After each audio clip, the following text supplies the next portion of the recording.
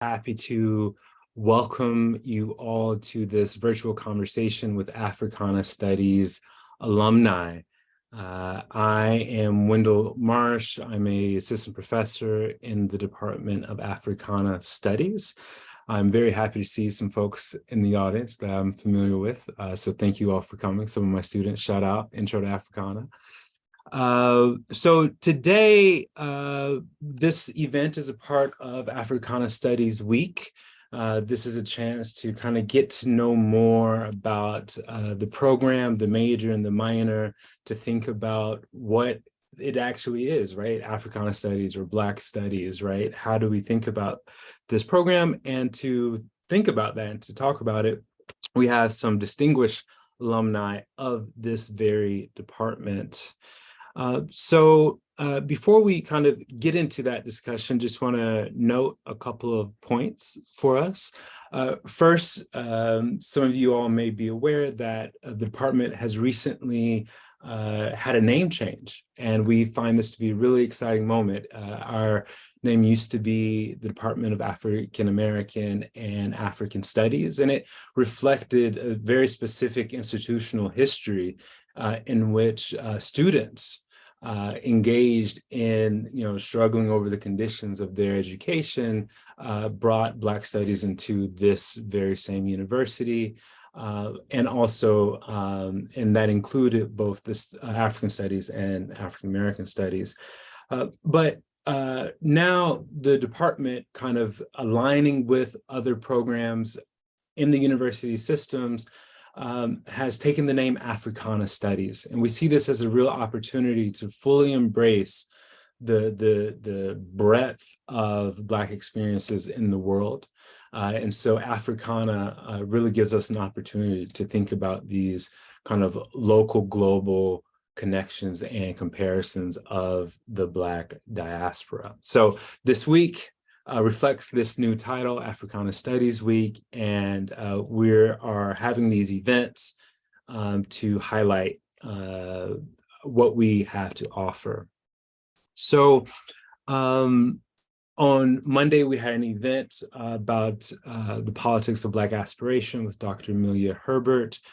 We have this conversation today, and tomorrow we have a very exciting conversation with artist Noelle Lorraine Williams. This is an event not to be missed.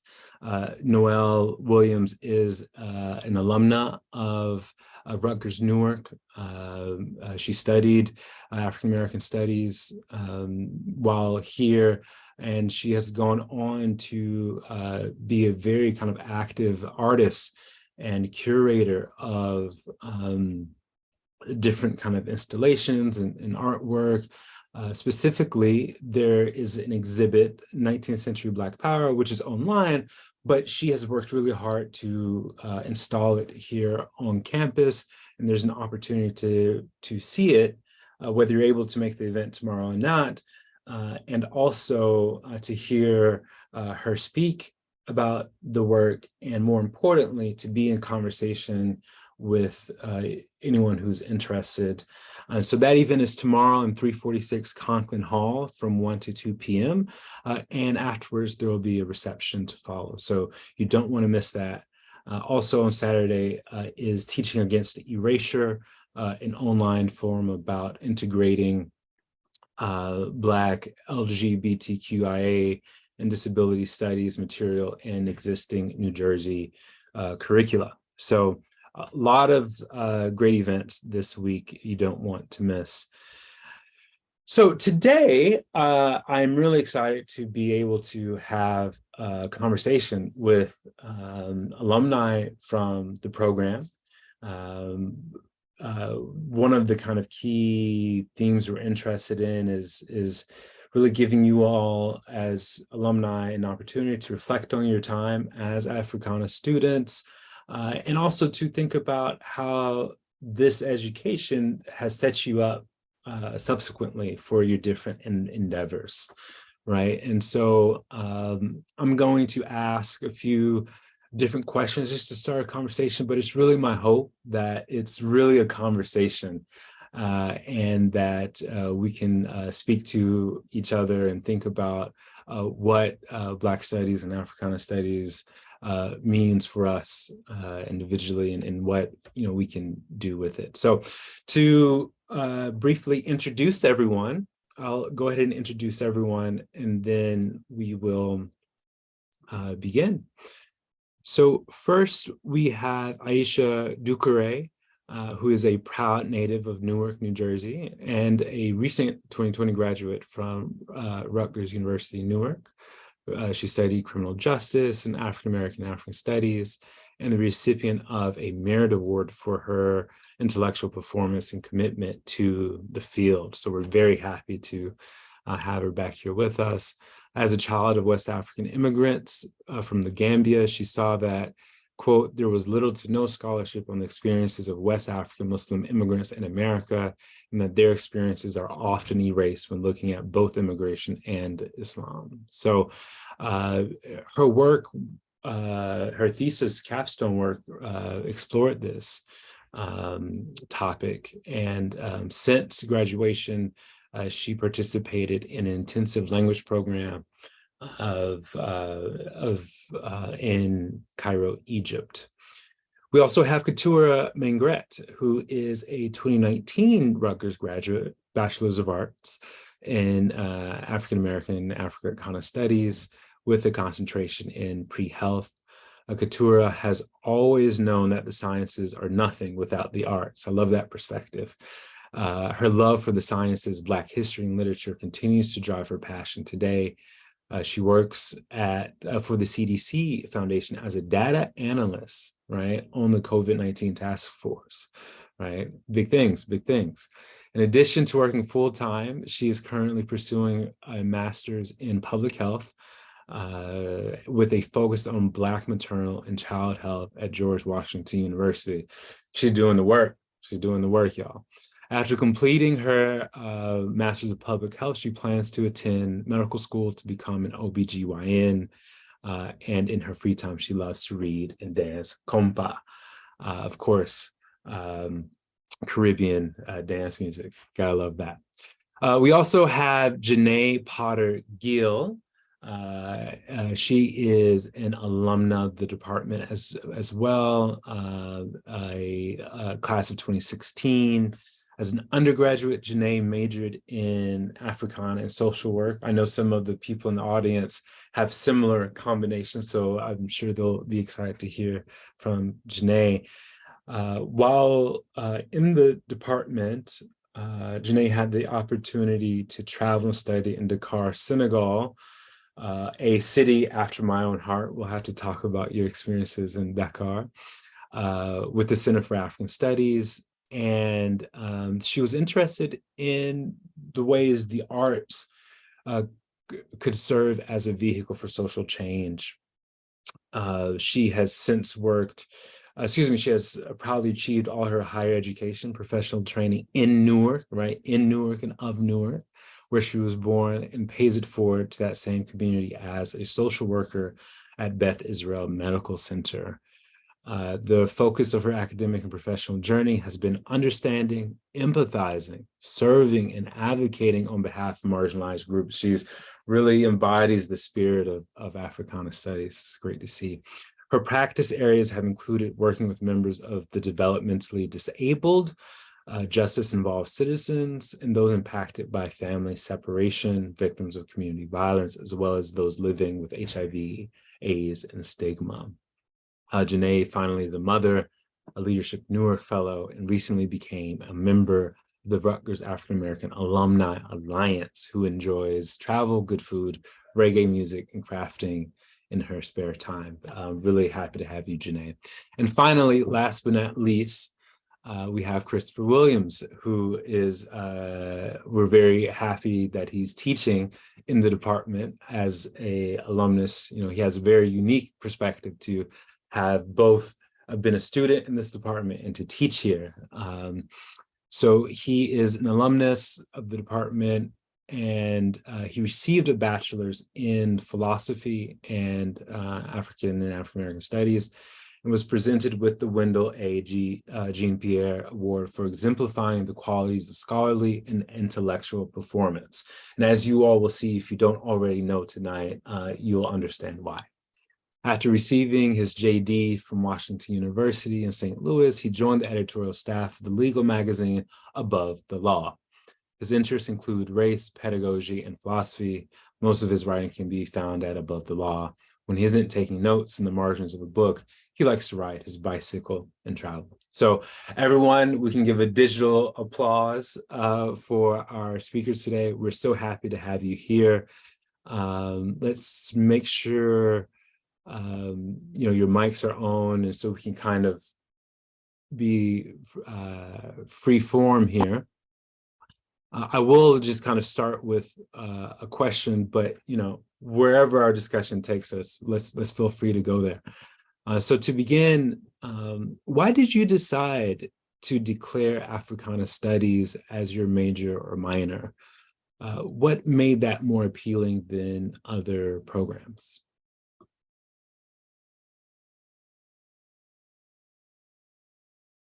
Whoever wants to go first. I'll go first. Yeah. For me, it just made sense. I kept taking elective after elective, and specifically with Dr.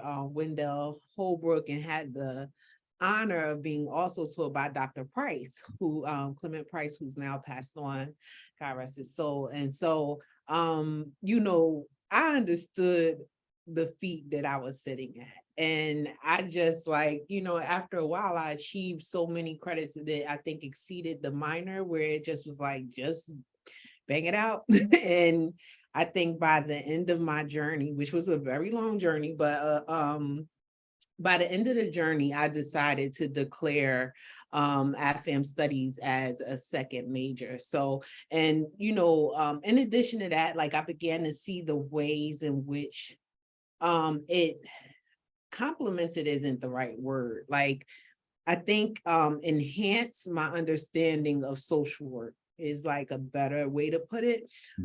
Because what I love about the major is it's so intersectional, right? We tapped into literature, film, it prepared me for now you hear these buzzwords like the social determinants of health. That was stuff that I got from my AFAM studies, not from social work, and not even from my healthcare background. So I really think it just enhanced things for me, and it continues to do so. It definitely informed my social work practice. Mm-hmm. Yeah, Christopher. Yeah, so for me, simply the reason that I picked up a degree in Africana Studies now, African American Studies back then, which takes longer to say, but functionally the same thing. I was just doing philosophy at the time. I was majoring in philosophy, and I had a conversation with my friend, and I didn't want to have a white philosophy degree. There's an author, his name's George Yancey. 2005, he wrote this book. It's called Whiteness and the Return of the Black Body. And he makes this argument that one of the ways that whiteness functions is that it allows one to take a view from nowhere. Often the social sciences, or just when people are having conversations about what counts as what's objective or what positions are valued, there's a prioritization of the appearance of objectiveness, of not being engaged with the thing that you're describing and talking about. And there's so much of that in philosophy. For example, Rene Descartes' I Think Therefore I Am is so obsessed with him and his embodiments, but it functions in a way where he can abstract away the entire physicality in order to get this abstract notion of thinking. And so you can see in the instances of things like the cogito, there's an association between whiteness and being able to think in a way that does not factor in the body. And I didn't want that for myself. So I wanted the degree in Africana Studies to ground my thinking, to add some context and some flavor to what would otherwise be abstractions that aren't concerned with reality. Mm-hmm. Mm-hmm. Right on. Aisha, do you or Keturah? I kind of fell into Africana Studies. Most of my prerequisites were in the African American African Studies department. And that was very intentional on my part. But I was also at the time a criminal justice and poli-sci double major. And then one day I was having a conversation with Dr. Hunter, and I was like, oh, some of my credits aren't being accounted for. And I'm like, why? So then she did some research, or rather she reached out to Christina, and then Christina was like, come see me. And I'm like, okay. And then I went to Christina's office and she was like, I think I was 3 credits from being an African American Studies minor. And I think I had 4 or 5 classes left from becoming a major in Africana Studies. So I'm like, I'm actually enjoying like my Africana Studies classes more than my political science classes. So I ended up dropping poli-sci as a second major and taking on African American Studies. Mm-hmm. Great. I've always loved history growing up, and taking honors classes and then AP classes in high school. I realized it was more so, of course, American-based history and European history. So there was not much focus on Black history. As we all know, it's only dedicated to 1 month of the year, so we don't get much out of it. So being that I was a non-traditional student entering Rutgers, yes, my focus was always healthcare, but being that I love history and I love literature, I wanted to see a different side of it. So, and I'm also Haitian, so I wanted to learn more about Haitian history and their impact on, history itself. So that's what drove me to Africana Studies, and I loved it ever since. Yeah. What I'm taking from these responses is, it's a mix of kind of wanting to get something you weren't getting somewhere in kind of standard or more conventional disciplines, right? But also kind of this idea of being grounded in an experience, in a history. And so I think there's a really good themes for us to hold on to. What did you all enjoy most in your time as FM majors or minors?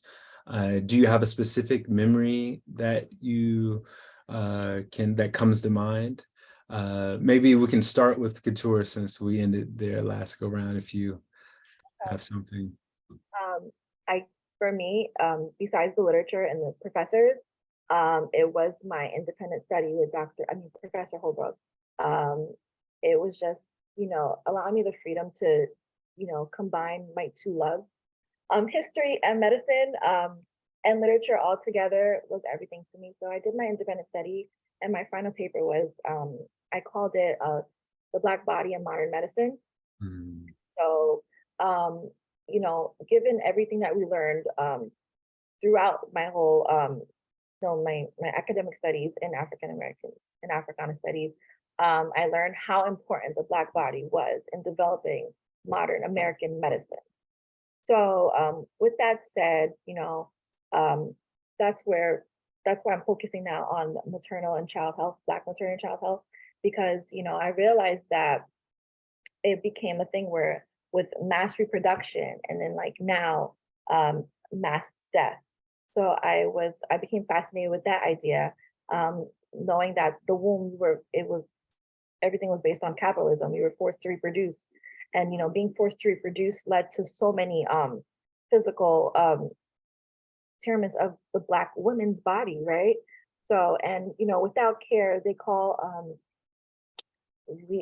led to bowels and urethra and uncontrollable secretion. So I think that right there just set the tone for my future now, and see where we stand in medicine, because I feel like the Black body does not get the credit that it should have with medicine. So I guess I'm gonna just try to switch the roles, because there aren't many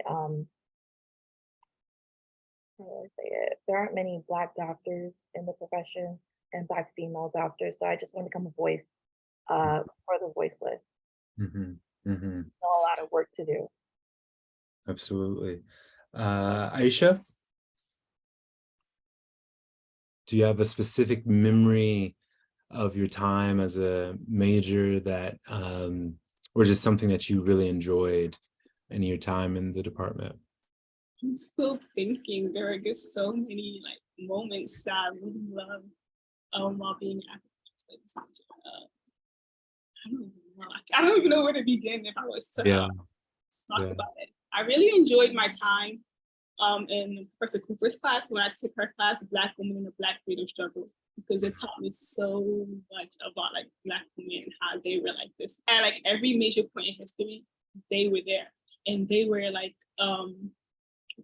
key components of every single thing that happened. And I really resonated with that, and it was just so beautiful. Right. Yeah. This thing today, we were talking about Black feminism today, and this formulation of constant presence and being central, and yet not being a part of the stories we tell about those histories. Right. So that's definitely something that we want to think about in Africana studies. Are there any particular memories anyone wants to share of your time? Yeah, Chris. Yeah, so I know he's not on the call, but shouts out to Professor Holbrook, Wendell Holbrook. He was one of the people that advised me for my my honors thesis that I did in undergrad. This was a moment, pretty sure before I declared African American Studies as a major. I won't say the word he used, but he was giving a lecture, and I had no context of it. But I heard this guy talking and doing this gesticulation, moving his hands, and he had this interesting cadence when he spoke. And he was talking about the ways that folks in the African American community try to like reclaim words. And I won't say the word that he was saying, but he was talking about being in total control of herself. Well, at the time, and it was funny. So it was the first time meeting Holbrook, and he ended up being a big influence in my undergrad experience. Yeah, Jonae. That's a great one, Chris. I mean, so many. I probably have shared this before, but one that was so like, I think one thing I appreciated most is the way that being an AFAM studies major, like developed me personally, right? And like just helped me to have a better understanding of self, right? Knowledge of self, if you will, or, you know, but really like I would say holistically, right? Mm-hmm. So that's one.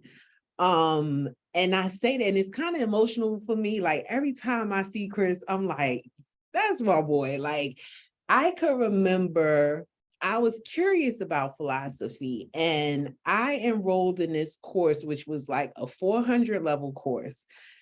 I don't know what made me think that I could, but I think it was like East versus West. And I think what I liked about it was the try of diversity in it. You know what I mean? Considering Was Sadia? Was Sadia Abbas? Yes. Yeah.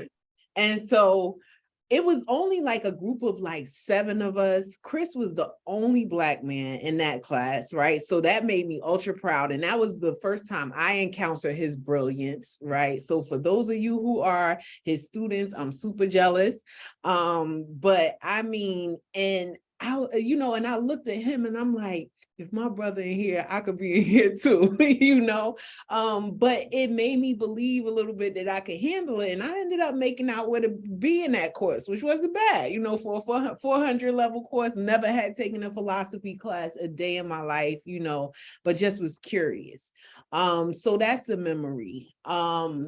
Also, I, will never forget having the opportunity to participate. There was a special program during Black History Month where the department partnered with, now I'm getting a little nervous, but the department partnered with African Ancestry, right? AfricanAncestry.com.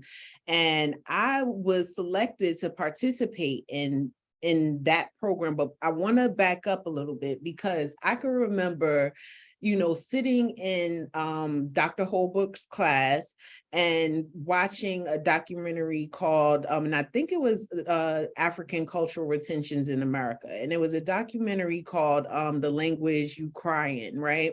And so there's this family, and I get chills even talking about, there's this family that these researchers follow, and they're in South Carolina, I believe, and they, throughout the generations, were singing this song. Nobody knew what the song meant.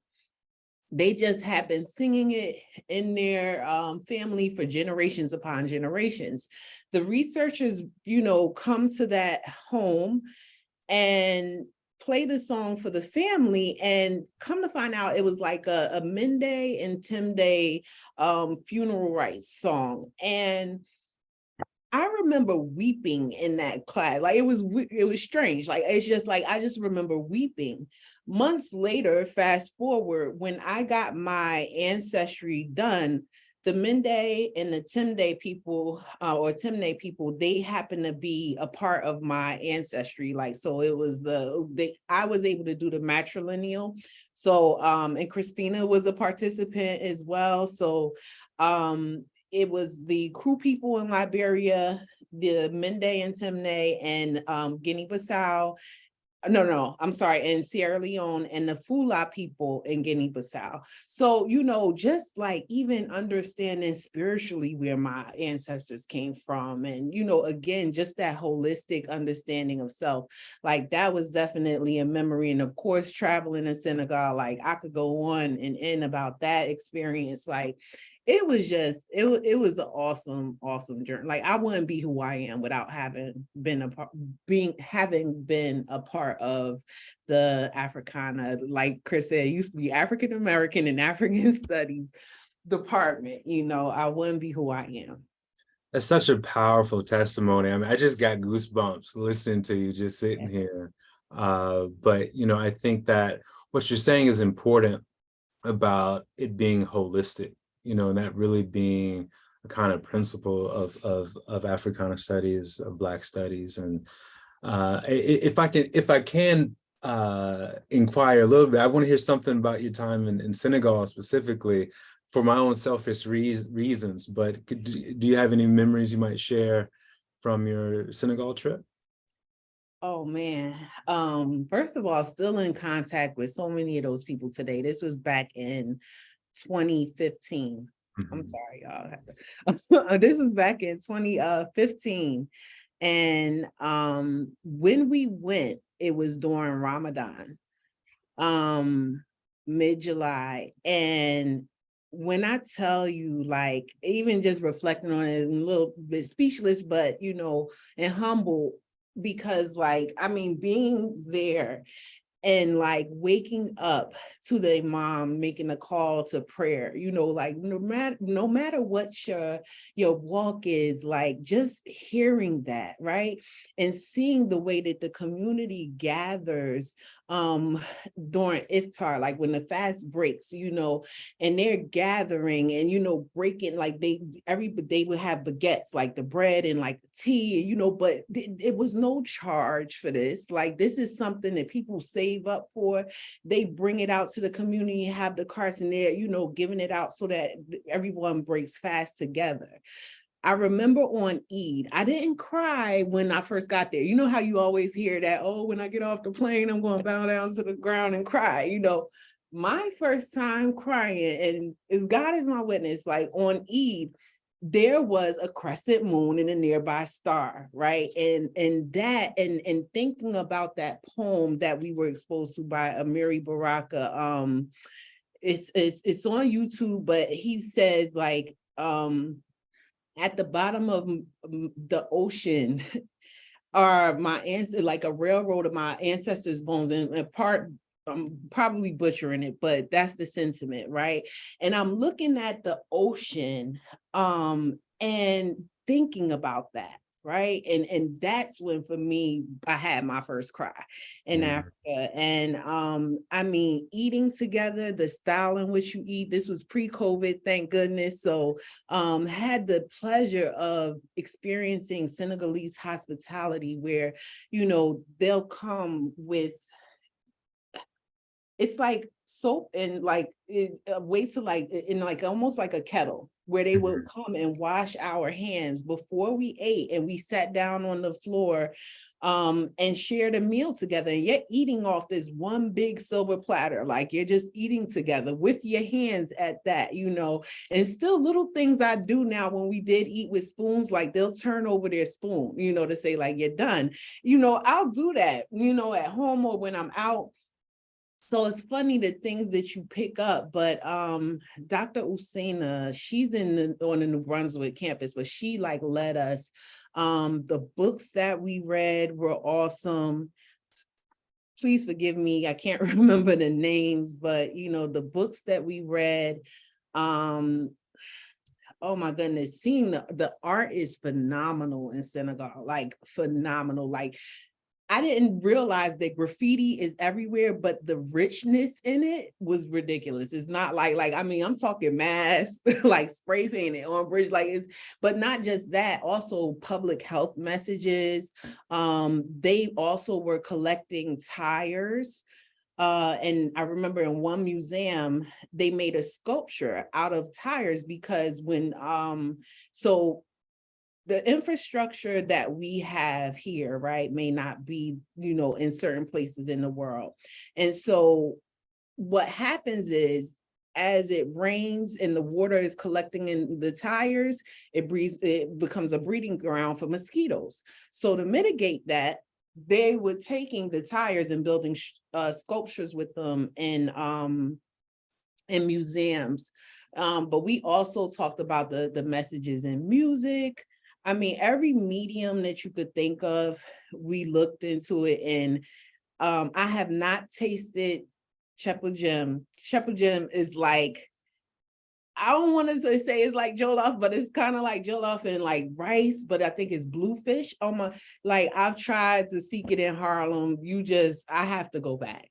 So thanks for asking and letting me share. But yeah, it was definitely a rich experience. I love that testimony so much. I mean, it's a great example of the holistic nature, right? Whether you're thinking about the sciences and the public health, the art, and just the deeply emotional experience of it all. Definitely see what you mean. And having spent so much time in Senegal myself, I got you. I know what you're saying. I want to invite our attendees. If you have a question or a comment, you can put it in the Q&A, and we can pose it as we kind of go along. And as people are doing that, I'll kind of continue with the questions we've prepared. What has been most valuable about your education in the working world, do you think? You know, so just thinking about whether it's skills or insights or attitudes that you developed or something I'm not even thinking of, what has really something that you've taken that you've like say, okay, concretely, this has done something for me beyond the education itself? Mm-hmm. For me, definitely, even through literature, the literature I was exposed to, I realized that, you know, many times, like, depending on where you come from, and like whether it's the city or the suburbs, like, just speaking, truly knowing how to communicate with others. And I say that even from like, I say that because in medicine, you see that, you know, a lot of times, you have no advocate, and because you have no advocate, a lot of things they bypass you or you miss it. And the way doctors may speak to patients, it may be in a language, although English, the words that they use, you know, a lot of times the patients might not understand it. So I noticed one time a Black doctor, you know, went back, because by looking at the patient's face, you could see that the patient didn't understand what was said to them, right? So then because they went back and took the initiative that, hey, did you understand? And the patient was like, no. So then the doctor took it upon themselves to break down in a language that they could understand what was going on with them. and how to help them, move forward from that. And from then I became grateful that, I was there for my grandmother growing up. I was there to translate for her, to make her understand why she had to take certain medications or why she had to check her blood sugar. So we take those for granted. And being in this program, African Studies, I understood that, my place at that time, I was there. And, although I was annoyed, I was there. And, aside from that, reading every day, reading 3-4 books a week, it allowed you to really analyze the literature and see it from a different perspective. So being that, I work now as a data analyst, I could look at data and see it from a different angle, right? It's not just, numbers. These are people coming from different demographics. And that being said, their health history will look different from others. So that's how it helped me. Any other thoughts about this question about the kind of most valuable part of this education since actually having it? Yeah, Christopher. So I don't know about most value because value is relative, but this is definitely something funny. So as I said, I was in class where Holbrook was teaching. I think the book he assigned, this was called Exchanging Our Country Marks. I guess that something that Jonae was getting at, like shared practices and traditions that might have been passed down, but not recognizing where they came from. Like there's a strange parallel between ring shouts and ciphers in my mind, like rap ciphers. But anyway, so I went to Malawi, Africa, and there was a point where I got to experience bartering. It's not like in the States you go to Walmart, it says 50, you pay 50, and you walk out and hope the camera doesn't see you stealing a TV, right? And there, like, they say a price, you say, no, that's too much. You're like, what do you say? You offer a price back and forth, and what was 50 might be like, $5 after, right? Somebody said, you should buy this. I was like, what is that? They were like, oh, this is a doorstop. And then he was like, did like this motion with it. But because of a class I had with Holbrook, I knew that it was a fertility symbol. He was trying to get me to have children. So I'm talking about like practical application. I might have been a father at this point if I didn't pay attention to Holbrook's class. So pay attention to what the teachers are saying. You never know how it ends up impacting you in the real world. Okay. And just for those of you who are curious, I had a picture. Here is what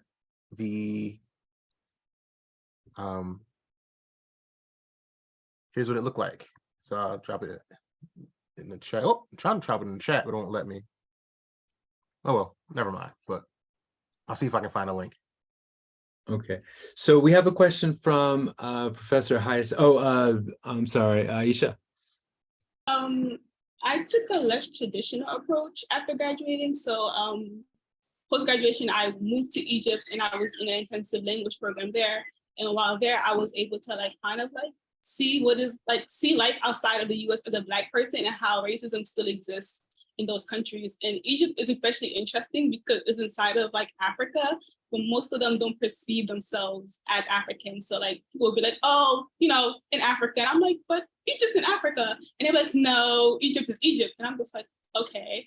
And sort of Egypt, a lot of Black people or African Americans as a whole, view Egypt as this sort of Mecca for Blackness, with the ancient Egyptians and everything like that. But when you're actually there present with Egyptians themselves, they're just kind of very dismissive of the whole history and everything like that. And sorry, I lost my train of thought. But experiencing racism there, sorry, I really lost my train of thought. Okay, no worries. We got several questions from the audience here. I think there's one for Jonae from Latifa.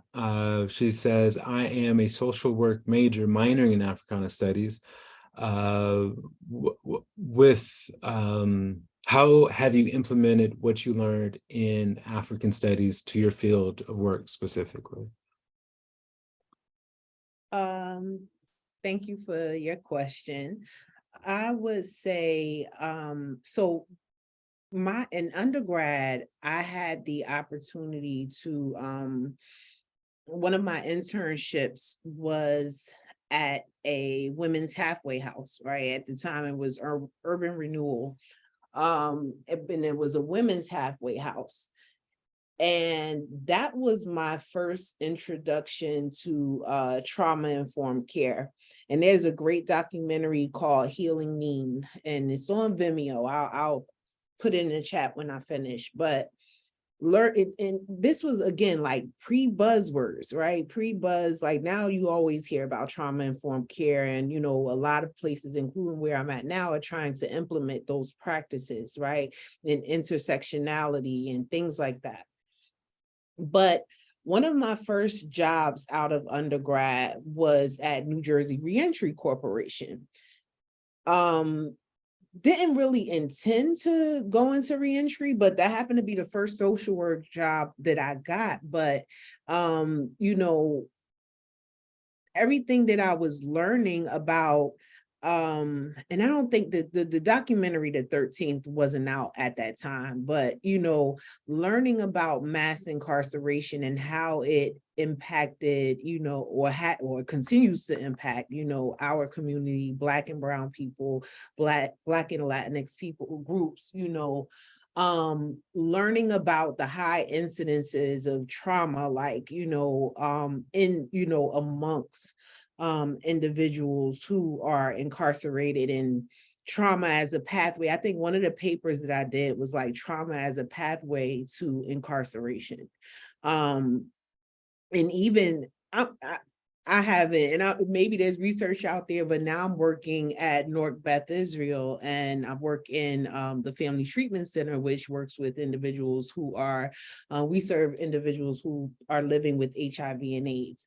And who do you see in this clinic? Mostly Black and Latinx groups, right? And seeing that, trauma is a major occurrence in most people, like 90+% of people living with HIV and AIDS. And not just that, like seeing the social, the barriers that exist to care, right? And making sure that I love how Keturah brought up, like, understand the language, learning how to put stuff in plain language. And also sometimes hearing stuff that's offensive, like one of the fellows here, I heard him saying, like, to one of the drug reps, like, he had a point, like, the specific pamphlet for a drug, it's called Cabenuva, it's an injection, right? And it will cover a patient for every 2 months they have to get it, but it, keeps them, their viral load at a level where it's undetectable. Anyhow, this particular brochure, it was kind of like vague, like, what is this, but he made a comment and he said, most of these people are uneducated, and this is from, this doctor is brown. Okay, I'll just say that he's an Indian doctor, but in the graduate school, I had the opportunity to go to Chennai in South India.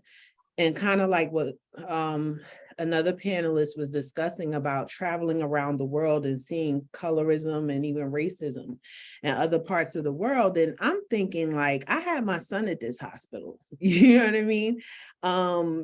Went to the Women's Health Center for my care in the clinic, but yet I was receiving an education, and it was such a broad blanketed statement, an assumption even. And for me, intelligence is diverse, like it's diverse. And so anyhow, that was triggering for me, but I'm very happy. And sometimes, like, I just kind of revert to the, basic, like, where I'm just like happy to have a place in this hospital, because sometimes, in these urban centers of care, even though it's in the heart of Newark, you don't always have staff that are connected to the community and empathizing with the community and understanding of their experience, right? For some people, it's just a placement, right, opportunity. For some, it might be money, for some, it's a way to boost their professional profile, because like say my previous employment was at University Hospital in the violence intervention program. And it's a level 1 trauma center in New Jersey, partially because of all of the gunshot wound victims that they see. So it's a grand opportunity for a surgeon, or, physician to I don't know. I feel like that's why I'm a social worker, because I advocate and sometimes it's good trouble, but it is what it is. You can see through it. So it's important for us to be in these spaces, right? And have an awareness of the Black experience, and all of those intersectionalities that impact us and shape that. So, and I had a patient, I'm gonna end with this. I had a patient last week who said that he wanted to change his primary care physician because he felt like he wants somebody who looks like him and understands his experience. And it's like, man, and I think in the prime health, it's not one. Like there may be some other, people of color, but not one Black doctor to serve. So yeah. So if med school is calling y'all, come on. We need you. We need you. And it will be very relevant in your practice. Yeah. So we have about 10 more minutes of the conversation. I want to make sure we hear some of these questions from the audience. Professor Hyacinth Miller just wants to say that she's very proud of you all and wish you continued success. But she wants to know what message should we be sharing as a department with Gen Z and just other folks and your students to convince them of the value of a degree in Africana Studies?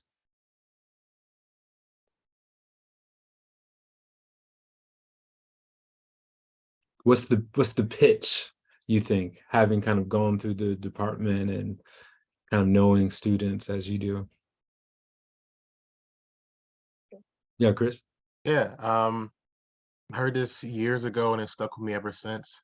History is what gives us our frame of reference. So it's very difficult to, one, know the world, but to know yourself without being aware of history. And it feels like a kitschy, like cliche thing to say, but I think that it's true, And there are times where, so I remember there was one time I was a dishwasher in the back of a restaurant called Tortilla Press, which is a spot known for brunch in Collingswood, New Jersey. I was working with a dishwasher, and he said, "What's the real difference between the Ku Klux Klan and the Black Panther Party? They're both race-based groups, right?" And there's a sense where if you haven't touched a book since you were 3, that's a question that seems coherent. Like, oh, well, they both have racial elements to them, but there's a difference. That's like saying, what's the difference between being attacked with a knife or attacking someone with a knife? A knife is involved, right? Like there's a distinction there. Like the Black Panthers aren't known for bombing churches. They're not known for being parts of federal government. They're not known for being like one of the Supreme Court justices was a Klan member. Like there's a level of infrastructural access, there's a level like differentiations of power, different systems of meaning, besides them just being like racially based groups. And this is a simple question. It was one of those things where you like, I don't even know where I would begin to explain how wrong that statement is, And there are some times where people say things like that might make sense facially, but they could be a matter of life and death, And I think that one of the things that's important about learning, picking up context, that you have moments like that you wouldn't predict that are thrust upon you. The example I gave earlier about the fertility statue was something silly, something goofy, but it's one of those things where when you learn things, it really changes the way that you interact in the world. It really impacts the things that the things that allow, the things that have meaning, right? You could have a person talking directly at you, but not know what they're saying because you're not aware of the historical context that colors the ways that they're talking to you. So I think that the reason you do it is so you learn, so you can live and understand and be in a community with people. I feel like that was a blurry answer, but I stick with it. I agree. Yeah, no, it's, yeah. Keturah? Yeah, to piggyback off of that, I've always told myself, and I tell my friends too, because sometimes, people just don't understand. Knowing your history will change the future because history does indeed repeat itself. So if you could find where the repetition is going to occur, at least you could, face it and then, make a change instead of just letting it happen. That's my way of life. Mm-hmm. Yeah. So we have a question from Chelsea for Christopher. Did majoring in Africana Studies and philosophy impact your academic experience in law school? If so, how?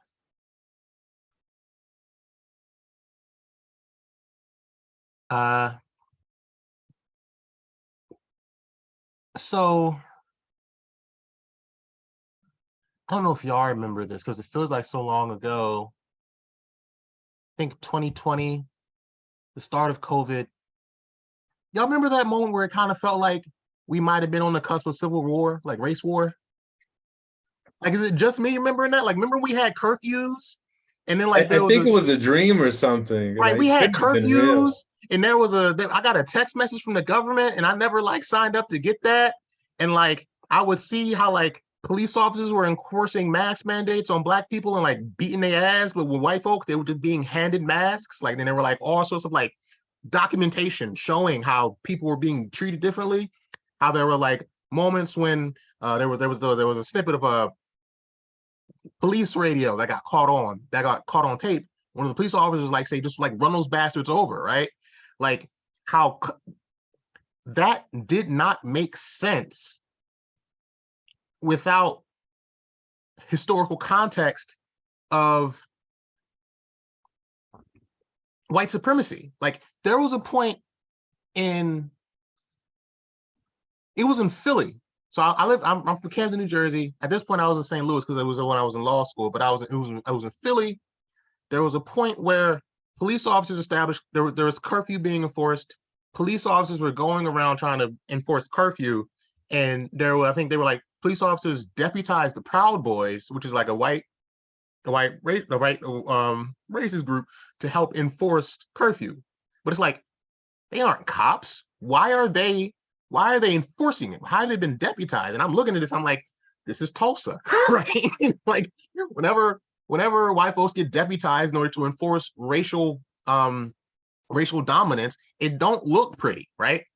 Or like, I don't know, remember when like people were saying like in different parts in the state across the nation, it seemed like there would be like Black Lives Matter protests and there would just be like neatly placed pallets of bricks, or like, I don't know, like the people having conversations about things that were happening in like say St. Louis that felt eerily like things that were happening in like Philly, or things that were happening in Oregon where like there were government officials in unmarked cars abducting people. That was just 2 years ago. I think at some point in Philly there were like tanks that got dropped, or like people had deployed tanks at like 32 Station, and like the fact that this was all happening around Black Lives Matter protests. I mean, there was one point where like in Philly, police officers gassed a bunch of protesters. Like they threw what's the name? What was it? Tear gas at them. And it's like, what? It didn't make sense. It would not make sense without an understanding of the ways that the state and racial dominance has been deployed across time, right? So I was in a position where I was trying to explain to people, this isn't new. This is a thing that happens. Like anybody, I don't know if it was just me, but I know in St. Louis and maybe also in Philly, it seemed like everybody had like money for fireworks out of nowhere. Does anybody else remember that? And it was like, I mean, like COVID checks might be a thing, but these were some nice fireworks. Ain't nobody get money for that out of nowhere. Like, where are these fireworks coming from, right? So like awareness of strategies, things that have happened in the past, give a lens to understanding your current behavior, right? It was one of those things. I was having conversations with my friends. I was like, yeah, we're in trouble. Like things are happening. And if you're not aware of things in the past, you won't see it. It's like there was a George Foster Wallace lecture he gave to, I think it was a speech he gave to some graduating folks. And it was two young fish, and it was an older fish that swam by, and he looked at the two younger fish, just making conversation, was like, how's the water? Then he flows away, and then the two fish look back at him, and they're like, what's water? Water is our history. But when you're so immersed in it, if you're not aware of it, you're not. It's like seeing oxygen. Like it is so vital. It is so pivotal to who and what we are. But if you don't have attention to it, you're unaware, and that unawareness can be dangerous. I feel like if there were more people that are more aware of like how racial what was it? Racial curfews get in place, maybe less black folks would have got their ass beat, Like and it's one of those things where like that's the practical implications of what appear to be theoretical discussions, right? And the thing is this was happening while I was in law school, right? So it was in a place where like I was like, okay, I have class, I have to do these things, but while I was trying to study, I was like, this is the world happening around me. How do I turn myself off? And again, that the issue of like philosophy being a thing of whiteness, how do I turn off my lived experience and focus on my reading? I was aware of the world that helped me be able to have, like Du Bois calls it double consciousness. It helped me be aware of the world while I was also dealing with stuff in the world. I feel like that might have been a lot, but I think that's an answer. But I think you drove the point home, and so we reached 6 p.m., which is the time that we've designated. But I just want to try to capture a couple of quick things that came out in this discussion. So whether we're hearing from an alumna coming from social work, someone in law, someone doing kind of language study internationally, and also in medicine, and across the board, what we've heard is that Africana Studies have provided fundamental insights into every domain of human endeavor, right, that are foundational, or alternatively that challenge the foundations of kind of mainstream ways of thinking about those domains, right? And so it had, in some cases, complemented their education, their knowledge. It's given them critical tools to actually think about their world. But also, I think this is really important that we heard tonight, that it's holistic, right? Where a lot of disciplines and educational spaces maybe fragment issues or isolate different factors according to the disciplinary training of the person doing the research. Africana Studies is actually really invested in understanding the human, right? The whole human, and to situate the human in collective, right? And so there's a lot more to say for sure. If you're interested in the program, whether it be in just taking courses or minoring or majoring, you can talk to faculty such as myself, but also our wonderful, wonderful department administrator, Christina Strasberger, can help you and answer your questions, your logistical, administrative, bureaucratic questions. But as a closing note, maybe we might just go over time just a little bit, just to hear a last word from anyone who wants to add it.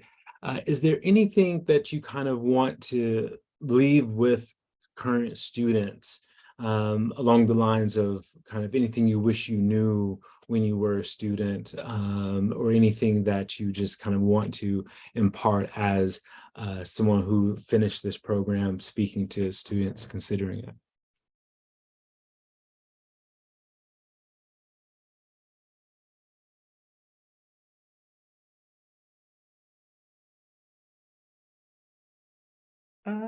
I'm so sorry. I thought I was muted all that time, but so I hope I didn't disrupt because I was feverishly trying to find those books for y'all before we left. But I will say that I just, if you feel like you're on the fence and you have some ambivalence, like, is this going to be valuable? Should I, am I wasting financial aid or parents' money, taking all these classes? Like, I just want to say that it will serve you and probably surprise you how valuable this major is or will be to you.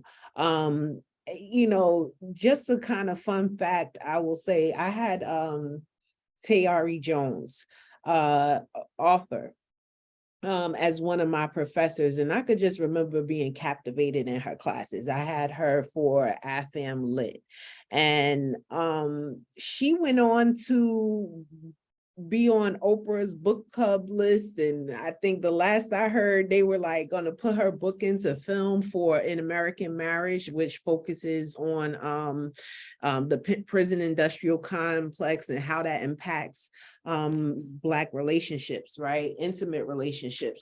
So you just never know who, I mean, and that's just one person. Like, there are so many, as you've heard tonight, like so many people, even us, just doing great things in the world, right? And using this expertise for good and for greatness. So don't sleep on that unction that says, yeah, I need to declare this, as my major, because it can take you places, in the world and in life. Yeah. For goodness and greatness, I love it. Any closing last thoughts? Keturah or Aisha? I would definitely say, just a sense of pride to just be Black. And I think that's what I got out of it the most, especially just, I feel like coming from a Caribbean background, Blackness versus like saying I'm Black American, and the whole Haitian concept, it really does, like, it's different, I would say, because sometimes I feel like growing up, like, oh, I'm Black American, or they'll label me as such, and I'll just be like, no, I'm Haitian. So I feel like leaving this program, I definitely got an idea of a true understanding of what Blackness is, and I really just appreciated it. And sometimes I'm like, man, I wish I went to HBCU, but I got everything I got from Rutgers, and it was really everything to me. And not only from what you've learned, but the professors as well, they really do truly care for you. I remember going through a rough time in undergrad, and the professors were really there for me. They get to know you for you. You're not just a student. You're still a person, and that right there meant everything to me. Aside from all the knowledge I've obtained.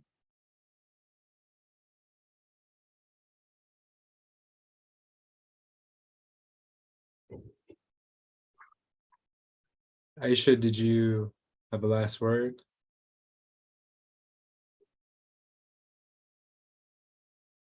And to say, enjoy every moment that you can in the Africana Studies department, learn as much as you can. And that's it.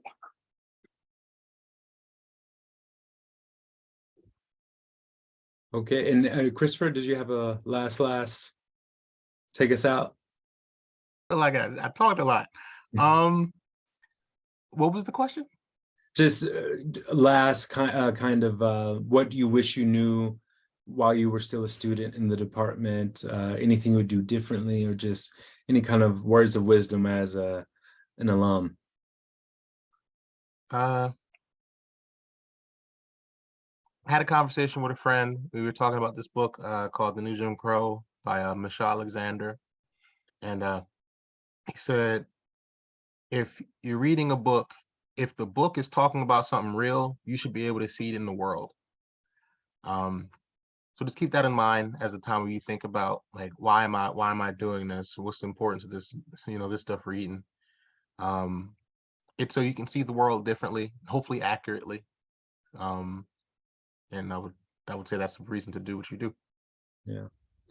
Okay, I want to thank you all so much. We were so happy to have you all come back and talk to us. Jonae, you have your... If people have the time, Christina had asked if I could respond to Nevaeh's question. I can also hang out after, your closing thoughts. Okay, so why don't we do that? If you're interested and you want to hang out afterwards, we'll just kind of do this official closing and we'll stay here as long as people stick around. But like I said, I just want to thank you all for showing up, to sharing your experiences and your knowledge. It was so rich. It really helped me think about the Africana Studies, our students, and we hope that you continue to come back and that we can count on you in the life of the department. So thank you so much. Thank you all, and please join us tomorrow here in Conklin Hall, room 346, 1 o'clock for Noelle Lorraine Williams as we unveil the Black Power exhibit. If you have any questions at all about the major or the minor, please don't hesitate to come and talk to us, posting that in the chat. And Jonae, if you don't mind answering that question, because I wanted to hear it too, that would be great. Yeah. Absolutely. So just tell me when to go. Go ahead. Yeah. Okay. All right. So Nevaeh's question was about my experience at the Women's Halfway House. Most of the women there, were women treated differently, in regards to their race. That's kind of hard to answer because most of the women there were either Black or Latina. But there were some women of other races there. I don't recall a difference in the treatment. Most of the staff were Black women and a couple of men, but most Black women.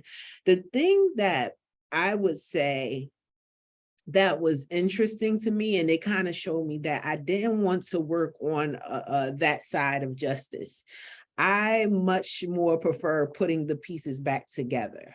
Being in that punitive environment for me was triggering and traumatizing. One experience that stands out is, there were women who, if you have people, my theory is if you are housed with individuals for a certain period of time, relationships are going to develop, likings may develop, and even at the suspicion of a relationship, some sort of relationship, being there, people were sent back, to ultimately be separated, right? And I kind of understand that, it's in part to try to prevent, because if the relationship goes left, right, then it could be a whole problem for the whole house. But it is again, even at the suspicion, there's no confirmation just because you think they like each other, and it was more so the how it was addressed. So if people need to go to medical visits, right? And when you talk about re-traumatization, of women and, Black bodies and the treatment, I will never, ever forget the experience of witnessing the DOC come to get individuals, to take them back to Northern State or wherever they would take them, and what they would do is they would come and you would hear the chains that they come with, right? They would come with chains and, literally shackle them from, they have handcuffs on, which has chains that are connected to their feet, right? And they're literally shuffling to the van. And this is even for medical visits, right? This isn't even, when, there's a suspicion or someone has a cell phone or anything like that, nonviolent, nobody's resisting any type of anything, but this is just standard procedure, SOP, standard operating procedure. In fact, just the other day, Now they didn't have the chains down their legs to their ankles, but just the other day I'm in the hospital, and with the Women's Health Center, there were 2 women and they had like the scrubs, but it said Department of Corrections on the back, and these were like young ladies. So I really think they were like in a youth facility, but they were going probably for a women's health visit, but again, shackled, in handcuffs. And I much more so prefer being in reentry, which was with men. And that was another awesome experience for me. Actually, it was one of my favorite jobs as a social worker, being in reentry, because one, I'm a mom of a Black son, right? And just knowing and being sensitive to the fact that men don't have a lot of spaces for healing, for being vulnerable, right? For being able to tell their stories. And then once I worked with, men in reentry, just seeing what they are up against, even in their families. You have people coming home where their families are like, look, you was the one making the money, we glad you, want to try to do right, but we need you to get that money, and this is like a reality of what, people are up against, but not just that, the trauma, and again, the re-traumatization that they have, yeah, it's a lot. So, again, this major having prepared me for knowing this, but seeing it on in the real world, in the real world was yeah, definitely eye-opening, and it definitely gives you something because I believe you do the work that you do for 40 hours a week, so you want to have some passion and drive behind it and a why behind it. And I think although you can't change the world, but you have to believe that you're making a difference, even if it's treating somebody with dignity, even asking someone, what are your goals? Simple things like that, or I remember stepping back to allow, there was a young man, and then there was an older guy who, had been incarcerated and had much more experience. But I remember stepping back and letting them have their space. I know my voice is valuable as a woman, I don't doubt that, but there was something powerful about that brother to brother moment where there was that intervention there, and so my job was just to hold the space, for them to have that nurturing moment for each other, which I believe that our brothers absolutely need, and there needs to be more of. So yeah, hope that answered. Chris, I feel like I just go in and I don't know. No, but look, we need it. Answers probably aren't accurate. Oh. Well Yes. said. Well said. Thank you so much for taking that extra time to do that. We know that some of the students had to go into class, but this way we capture that wonderful response and then they can watch it later. And just for those that are still with us, which we still have a crowd, thank you all. We do have a YouTube channel, and we will post the recording on that channel along with the breathwork event, which was a wonderful talk from Monday. So if you've missed out because of work and other obligations, don't worry, you could still catch up with us later. And, thank you all so much again. We really appreciate it. And with that, I'm going to stop recording.